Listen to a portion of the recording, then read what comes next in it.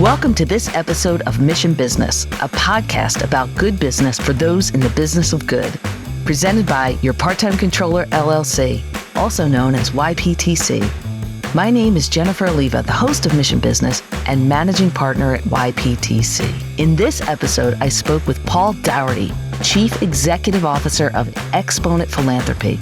We cover Exponent Philanthropy's mission, how Paul became interested and involved in philanthropy, and the power of combining philanthropy with public dollars, individual donor dollars, and local business.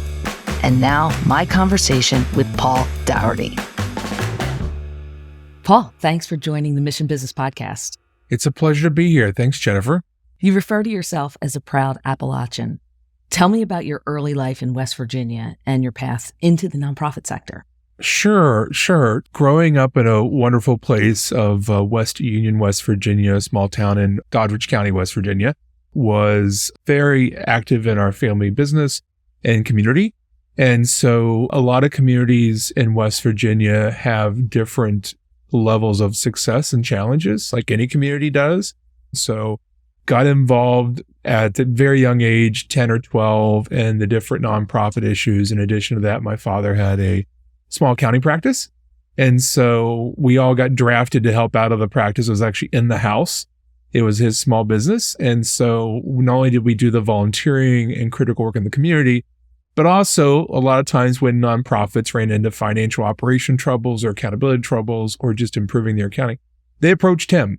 So I got a chance to see from the accounting side, but also the good work. And so my career kind of evolved from active in the business side, but also in the community, to going off to college to a wonderful experience at West Virginia Wesleyan for a program called the Bonner Scholars, which was a philanthropy initiative that allowed college students to focus on community impact, to reduce their college debt, but also reduce so many service hours.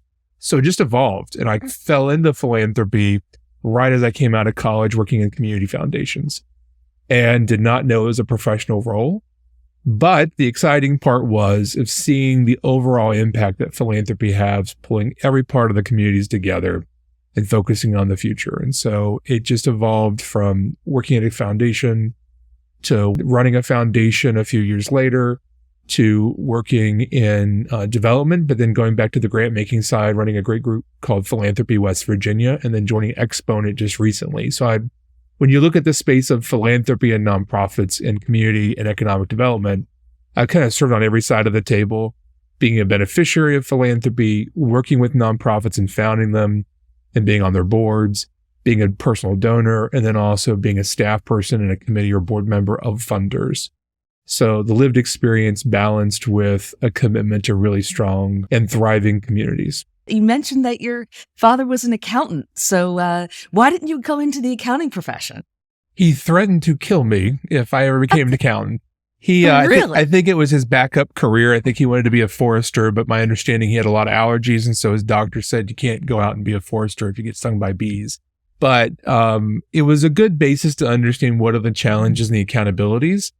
But at the same point, the spreadsheets and the numbers were just not what gave me my passion and drive. It was good to have that background.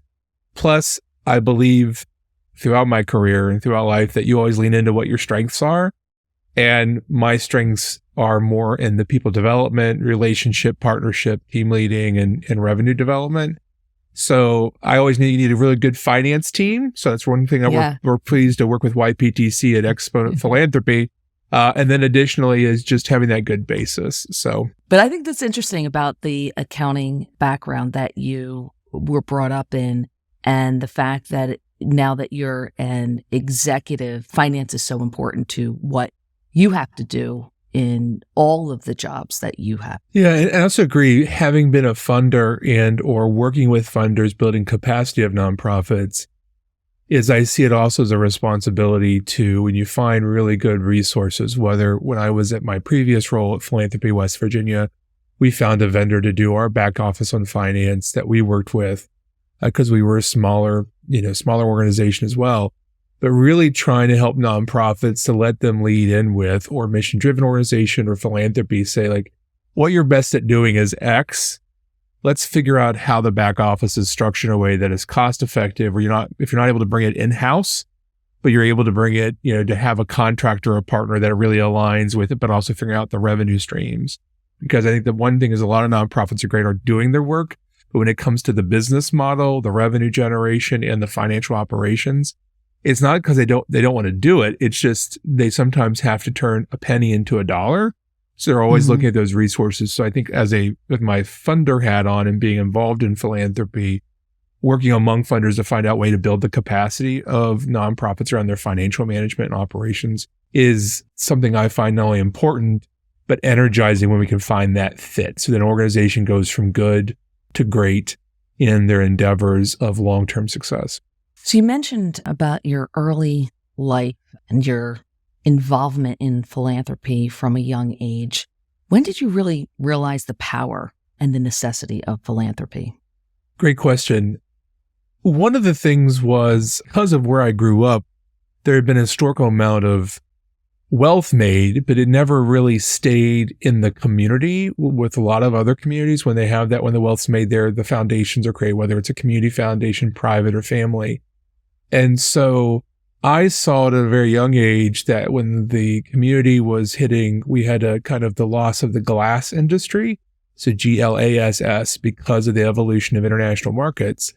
And then also textile, we had some different sewing factories in the region, that when those moved out of the area and relocated to other parts of the country, other parts of the world, that there was not an element of local assets, philanthropy assets or business assets or tax base all declined because of the loss, that how much we needed something to transition in the economy. And so when we did find a couple funders out there to work with us, that we really had to leverage to do great work. And so seeing the power of how when you marry philanthropy with public dollars, with individual donor dollars, with local business support, you can turn in something from scarcity mindset to an abundance. So really helping a community see its potential. So we saw that in my hometown where we did some critical, I think at 17 and 18 years of age and in my earlier college years, we were working on converting some abandoned properties, a former water plant, into a recreational space that now has just gone through another evolution of new philanthropic assets that became a recreation space, a farmer's market destination, a place that really allowed for health and wellness. And when I saw how that came together by, $1,500 there, $15,000 there, public funds from the state legislature, it's like, wow, we can really turn, the old stone soup fable. If we all put something into the pot, we can actually produce a better product. But I didn't know that was a professional role. I thought that's just what we all did as volunteers.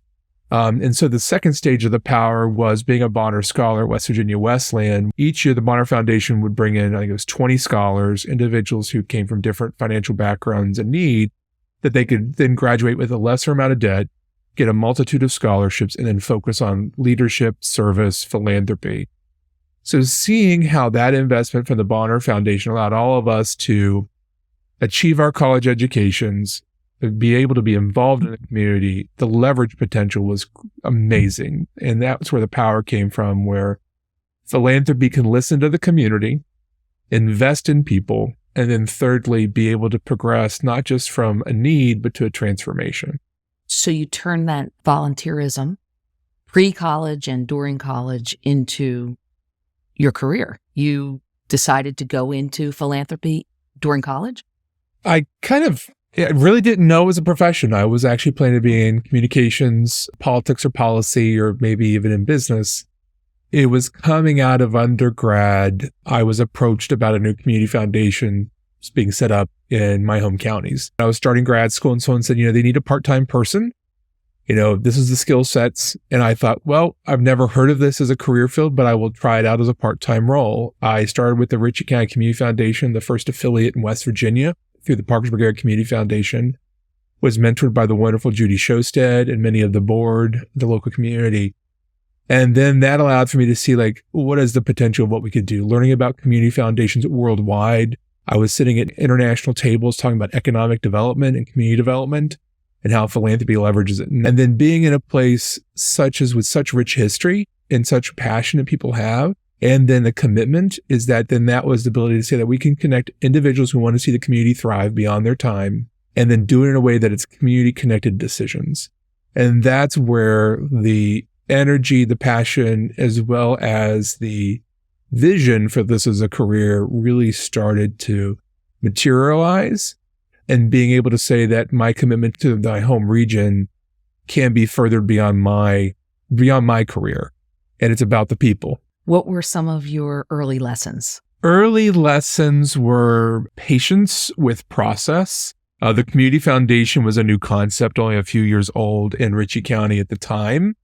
And so I'm a person that likes to see product and completion of a project. And so being able to know that you don't always solve the issues overnight. So being patient, but then secondly, the persistence of having that long-term and building in successes throughout the process. If you're always focused on the end goal that can take a year, 5 years, 10 years, 25 years, you'll burn out. But being able to be put in the celebrations. I think fourth is working with people.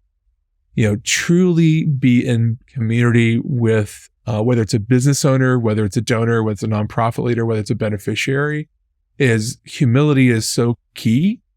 But being able to connect with people where they are, understand the lived experience, and centering the lived experience in the work, whether you're running a small business and understanding your clients' needs, whether you're running a nonprofit, whether you're a funder, is that we can get into our assumptions, and our assumptions are misleading. So being able to be out in the community and connecting with one another, and then constantly having that feedback loop is so critical. And to this day in philanthropy, we have those who are well-intended, but sometimes they're disconnected. Mm-hmm. And I think going forth is making sure that folks are actually listening to lived experience, especially in rural communities, urban communities, and seeing how people are grappling with the issues, so that you actually are problem solving and not just dumping more problems on the situation. So from that role as regional program officer, what took you from there to CEO of Philanthropy West Virginia?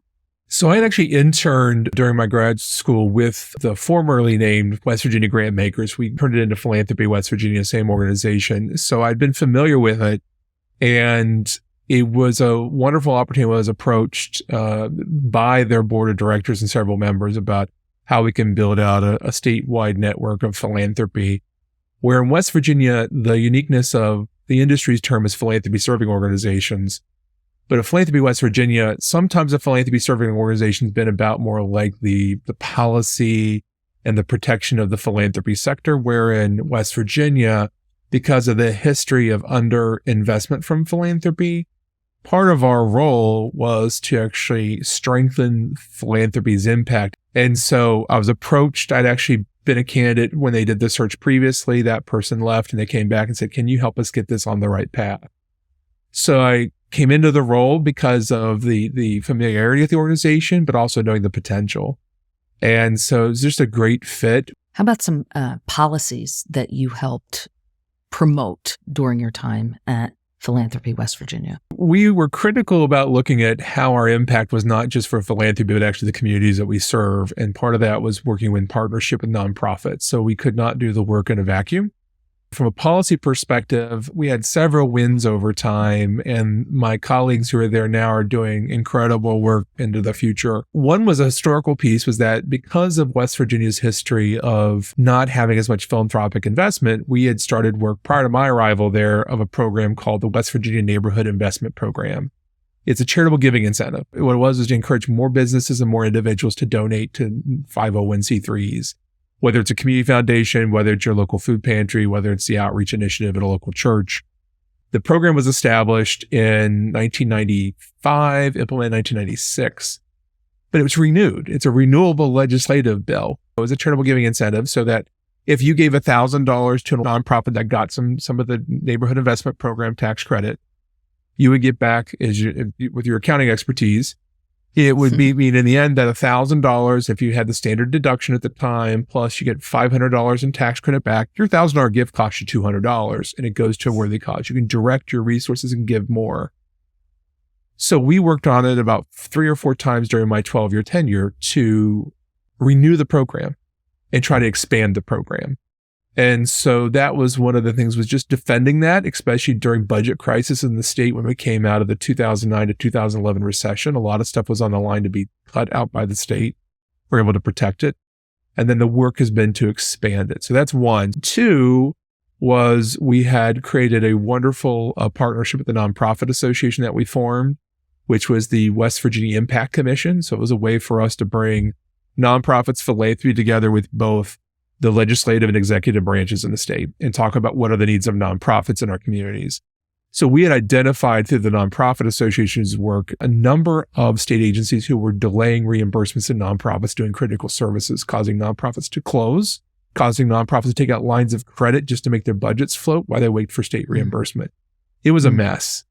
And so what we did in that regard was more of an agency level work as we worked through the governor's office and the state auditor's office for them to streamline processes. And so the nonprofit led a lot of this, but we supported that and really used our power role in philanthropy to say to state government, like, you're a funder, we're a funder. You're causing distress for so many of our grantees who can't do their work well. The most recent one is, and it's ongoing in Congress, is on the economic development, community development front. So many communities, whether they're urban, suburban, or rural, are looking at education attainment levels, with post-secondary degree, whether it's an associate's, apprenticeship, a 4-year on up. And two, workforce, talent retention and attraction. We're seeing it with the 2020 census results. So there's a national coalition working to pass what's called the Come Home Award legislation that's been sponsored by Senator Peters from Michigan, Senator Capito from West Virginia. And what this is to make some changes to the IRS that allow for foundations to pool their resources to make post-graduation scholarships available, which means is that if you want to attract talent or retain talent in your community, like the St. Clair Community Foundation up in Michigan, they can provide a competitive scholarship for individuals who have completed an accredited certificate, associate's degree, whichever on up, because it allows for them to have a competitive edge, and an individual can apply for it and then move back or stay in that community. And what happens is it doesn't get paid to the individual. It allows for the collection of the community foundation to gather the resources and give a 3 to 5 year loan payment off, because a lot of communities can't afford the higher level salaries, the college debt, even if there's national initiatives to reduce college debt. College debt is still substantial. And so this is a workforce economic development legislation that's currently in the Senate and the House. And the Council of Michigan Foundations, Philanthropy West Virginia, and a coalition with several others has been working on that. And so that's pending, but such a critical issue to help communities have another tool in the toolbox of economic development. Hi, everyone. Thanks for listening to Mission Business Podcast. My name is Carol Melvin, and I'm a senior manager and leader in YPTC's Washington, D.C. office. YPTC is currently hiring nationwide. We offer a flexible work environment, 35-hour standard work week, perks and incentives, full benefits, as well as full and part-time positions to fit your needs. The best part? You can use your accounting skills for good and directly impact the success of amazing nonprofit organizations. At YPTC, we know that a career is not one size fits all. We are dedicated to a workplace guided by trust, support, education, integrity, equity, community, and strong relationships. YPTC is consistently recognized for its strong and employee-focused culture. Most recently, we appeared on Inc. magazine's Best Places to Work list and ranked second in Accounting Today's Best Accounting Firms to Work For. So what's next? Are you ready to love your job? Apply today on yptc.com or contact careers@yptc.com. We can't wait to meet you. You are now the CEO of Exponent Philanthropy. What was your road there? Well, I had known of Exponent for years because they were a recognized leader because we had a lot of lean funders in West Virginia. We define lean funders based upon foundations, corporations, family giving that really focus on putting the money to the community. So I was actually contacted by a couple colleagues and said, did you know Exponent Searching? They probably value hearing from what Philanthropy West Virginia does. And I actually was going out from approach of we did some consulting at Philanthropy West Virginia. But it evolved into, we're interested in hearing more about what you're doing and, would you consider? Then when I saw the vision of transform communities through informed giving, really using the measure of our impact at Exponent around how are the communities doing that funders are, and then knowing the nation's largest network of funders is that at 1,600 members, we're in every state. And philanthropic impact is local. It is on the ground where you really see the transformation. And knowing that it is a network that is focused on a vision of benefiting communities and transforming them for the good. But then secondly, knowing the network is focused on, reaching every community in the country. It was an exciting opportunity, but also joining a wonderful staff team, very committed to the mission, and then in addition to the board. And then the membership is outstanding to work with. How many members? 1,600. And that covers all 50 states, as well as I think we have 2% of our membership come from at least 3 other continents across the world. And how do you amplify their voice? Well, we amplify their voice in several ways. Some of them are through our lifting of best practices and through the trainings and resources. We have a wonderful podcast called Catalytic Philanthropy that my colleague Andy Carroll does. A lot of times the national attention or state attention or interest around philanthropy are typically the big funders, and they do incredible work, so don't let me discredit them. But really some of the innovation and practices is how lean funders in community, whether they're a funder that focuses on a state, a county, a region, or one community or the nation, they're the ones that kind of initiate a lot of these processes. And so what's been done in the past and going forward is really lifting up to tell that lean funders, no matter what their assets are a critical partner to national philanthropy to have impact locally, but also how they can punch above their weight class a lot of times and doing incredible things. So we amplify it through sharing the promising practices, I should call it. Secondly is through our different storytelling elements. And then third is telling it more broadly across the sector and to the general public that lean funders were catalytic change where transformation occurs because of their commitment and their focus on putting resources into place. And a lean funder could be any size of foundation. Yes, correct? Absolutely. We have a number of members who are billions of dollars in assets down to members that are, just a family trust that meets once a year and gives out, 10 grand or 20 grand. And what are the requirements of being a member? So Exponent Philanthropy membership is that you're giving beyond at least one institution. So for example, great institutions like, Harvard University or, American University or Ball State University, they have an arm that's either philanthropic or technically a foundation. Those are, operating foundations or fundraising foundations. We focus on individuals, families, donor-advised funds, giving circles, organized private, family, corporate, or community foundations that give beyond one institution and really to the broader community. That could be issue-based, that could be general-based. We have members doing all types of things across all spectrums. And being able to have a peer group that you're able to talk to no matter what stage you are, because we have a lot of innovative philanthropists who are not using traditional organized philanthropy. And so we are that resource to them as well. What are you thinking about changing or doing differently to shape Exponent for the future?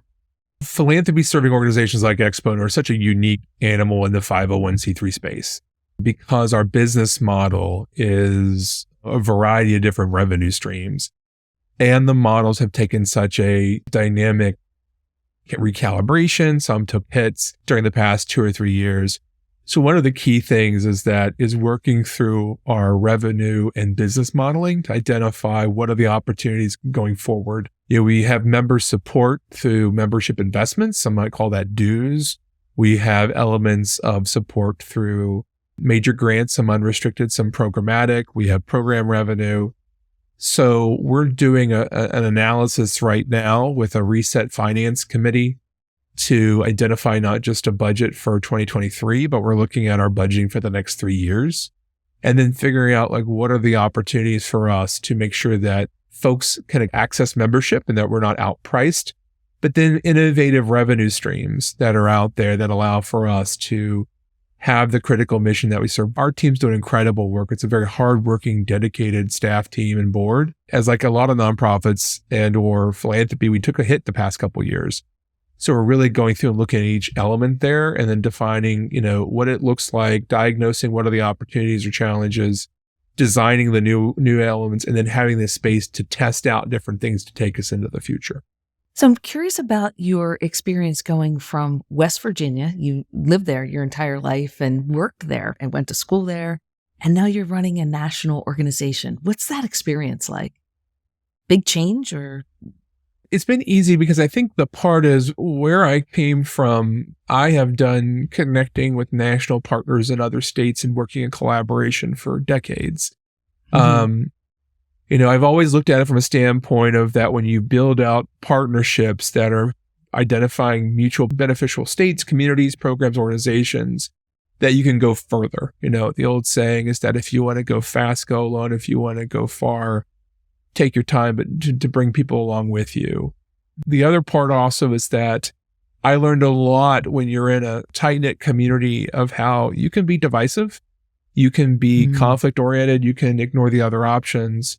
And what that does is you cut your nose off to spite your face. And so I think in this role, it allows for me to, one, identify critical partners and resources that we can work together. Two, having been a state philanthropy serving organization partner, there's always that yearning as to how can you work with national PSO leaders or national PSO organizations. And so bringing that perspective gives an added advantage to say like, okay, how does Exponent deliver in the new space that we're in, at this stage of COVID and post-COVID, is to be creative as how we work with folks. And then third is really meeting people in space to really build the relationships. Yes, there's an element of having staff spread across the country that's a bit different, but then going back to the merits of values-based leadership and really centering in my lessons learned over time. A lot of the skills that I learned in my time in multiple different roles across Appalachia, West Virginia, the country, is taking time to meet people where they are will go so much further. I'm hoping over my tenure here, I get a chance to visit with the majority of them. And then also knowing that we are a national network with local roots and reminding ourselves out of our offices, whether I'm working from my home here in Appalachia, southwest of Pittsburgh, or my colleagues in Montana, in state of Washington, or in the Maryland area or DMV, that we're all being reminded of how we are doing this work and being respectful of the communities of our members that they serve. One of the challenges for us all during COVID and beyond is managing a remote workforce. And as you're coming in as a new CEO with an already established leadership team, if you will, what's your thought process there? How are you helping to build camaraderie from the remote perspective as well as just being the new CEO? Yeah, I came into it from a perspective of, I want to understand the culture and the practices in place and what the staff's already been through. So as I came in at the beginning of July, our team had done some critical work in advance of just in the midst of the leadership transition or before my predecessor left, Henry Berman. And so they did an equity assessment, kind of reviewing what's going on. And so they had done some very important work to identify that we did not have consistent management leadership styles when it came to accountability and support and coaching. So when I arrived, there were already a few sessions in, but we had been working with a consulting group called One Tilt, thanks to resources from Borealis Philanthropies, as well as from a number of other funders, to really help coach along both the managers and the people about what culture are we creating going forward. So I want to be very respectful of my colleague, Afia, who is our Director of Equity Inclusion, had been doing that work with One Tilt, but bringing the whole staff into that. When I came in, that allowed for me to know, like, okay, here's where we're setting the expectations. And then also for me to engage as much of the content and the training and the coaching to say, okay, this is the new environment we're building out. And I think that was very helpful to me to come in to understand the current culture. But also we're wanting to shape a new culture. During my first several months, I had face-to-face meetings with every team member, one-on-ones, for 90 minutes to get their input on what's needed, their thoughts, but also what their expectations and how they want to celebrate as well as set goals. So that also gives me the framework to know how to build that forward. As an incoming CEO of Exponent, YPTC has been working with Exponent for several years, but how did we help you get acclimated? It's been really beneficial to have someone I can pick up the phone and talk to, whether it's Christy or Horace or other members of the team, to say, walk me through why we're doing it this way. Help me understand, like, historically what's going on there. We're right now in the throes of prepping our kind of 3-year budget projections. And so being able to have that clarity, but also knowing that we're centering best practices. I think the other part too is one of the discussions is looking at where we need to do professional development of our staff to understand different accounting practices. Because I think just embedding accounting in one or two people doesn't provide clarity to the whole team. So I think that's the other one. So it gave me the base knowledge to say, okay, why do we do certain things? Walk me through the processes. Are we in good compliance? Are we in good practices? Do we have separation of duties and good internal controls? Which all those questions were yes. Great questions. Yep. And then the other parts of it too is like, what are the ways could we improve and look at efficiencies? And so as we've gone along, being able to say like, yes, my colleagues who used to be here did great work, but like, let's modernize. And so that's the other part too, is thinking just smart. And then when there's a question, I call them up or we set our regular meeting time. I met with Christy this morning. It's our weekly meeting and we walk through everything that is able to keep us in an element. And I think the added bonus is when we bring on a senior director of operations, we're going to use the skills with the interview process that Horace mentioned is there's an accounting proficiency test that YPTC does for candidates. So I've already talked to Horace about when we get our final candidates for this position of senior director of operations people, we want them to go through the YPTC. So it's a partnership to make sure we're finding the right talent on the interview process.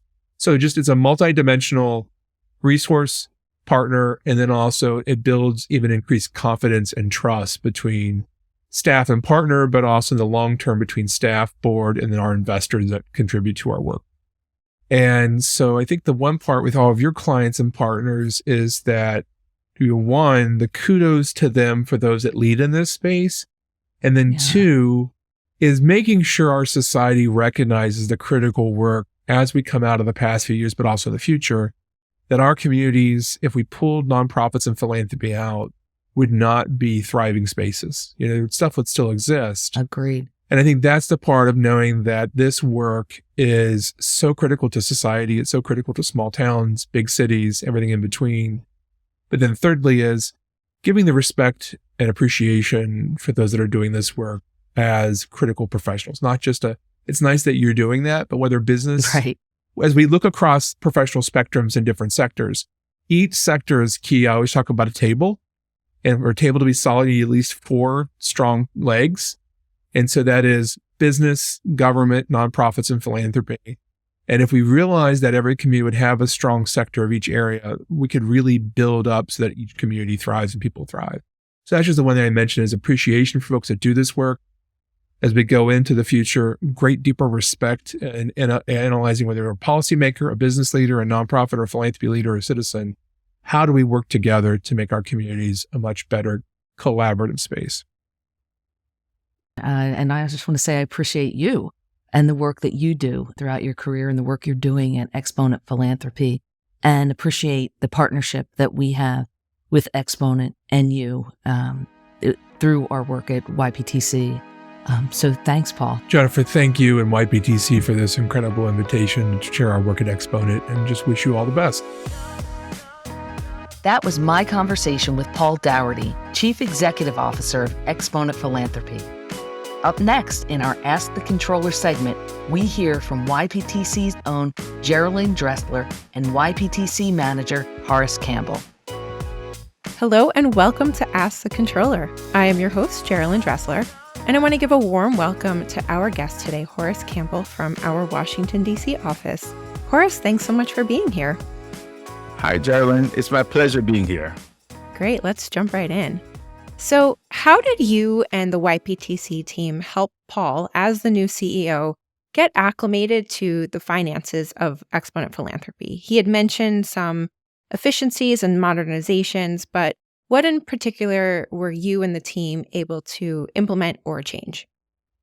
Okay, well, first of all, as a new CEO coming in, it was important to the YPTC team that Paul gain a thorough understanding of the financial transaction, the processes in the organization. It was important for us to ensure him that he's not walking into a messy situation. So we spent some time with him and we went through the different processes, AP, AR, cash. And in that conversation, we also touched on internal controls, financial compliance, as well as, give him our assessment of the overall financial health of the organization. So I felt that it was important to set that context with him.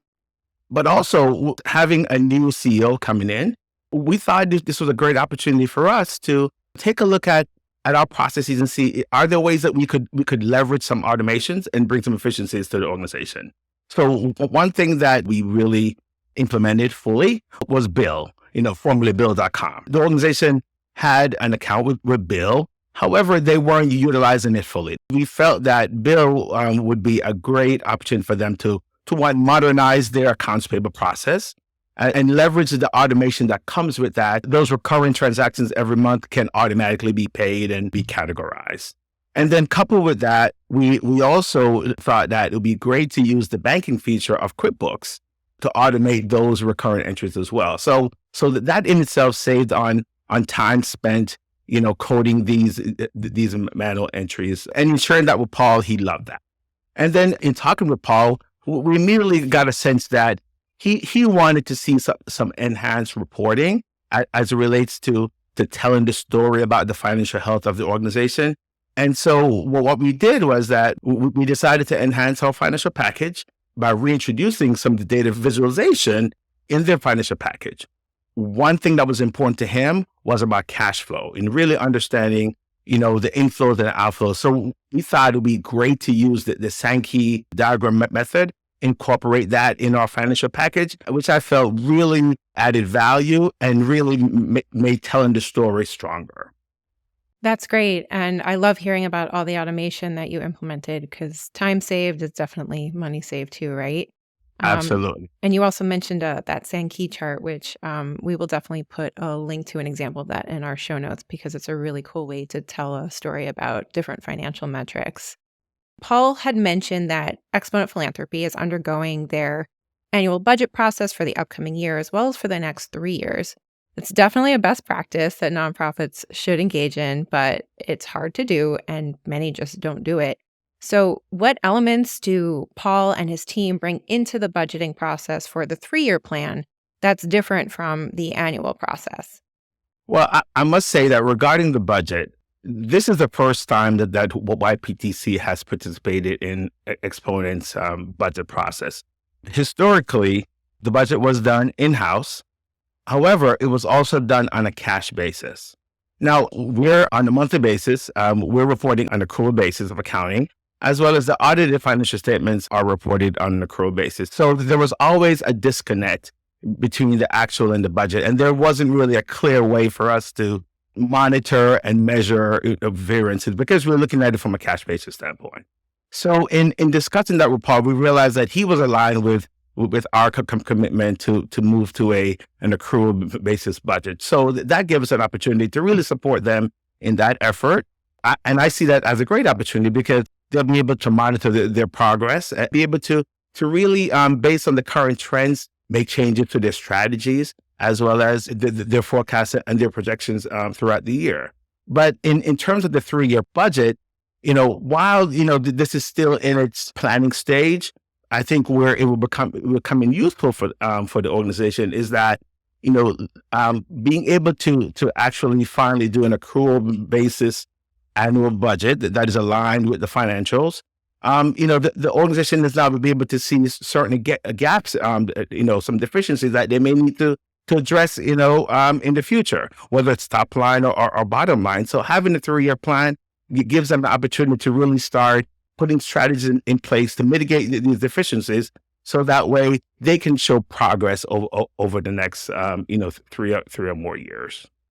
Well, that's great to hear. And it sounds like the YPTC team and Paul have been working really well together from the jump. So it's great to see all of the new efficiencies and processes that will help benefit Exponent Philanthropy in the future. So that's all we have time for, Horace. Thank you so much for joining us today. Well, it's been my pleasure. Thank you. Thank you for joining me for this episode of the Mission Business Podcast. We look forward to bringing you more stories of innovation and perseverance from nonprofits around the world. I want to thank our team at PWP Video for their guidance and assistance in the development and production of this podcast. They are a great partner for Media with a Mission, and you can find them at pwpvideo.com. Additional information about this episode can be found at missionbusinesspod.com. and follow us on social media at Mission Business Pod on Instagram and Facebook and Mission Biz Pod on Twitter. Thank you to our guest, Paul Daugherty, Chief Executive Officer of Exponent Philanthropy, and our Ask the Controller guest, Horace Campbell, for their participation in this episode. This podcast was produced by Erica Blair and Geraldine Dressler of Your Part-Time Controller, LLC. Dave Winston and Michael Schweisheimer are our producers from PWP Video, and the show was directed and edited by Pat Ganley. Again, I'm Jennifer Alleva, and we'll see you here next time on Mission Business Podcast, presented by Your Part-Time Controller, LLC.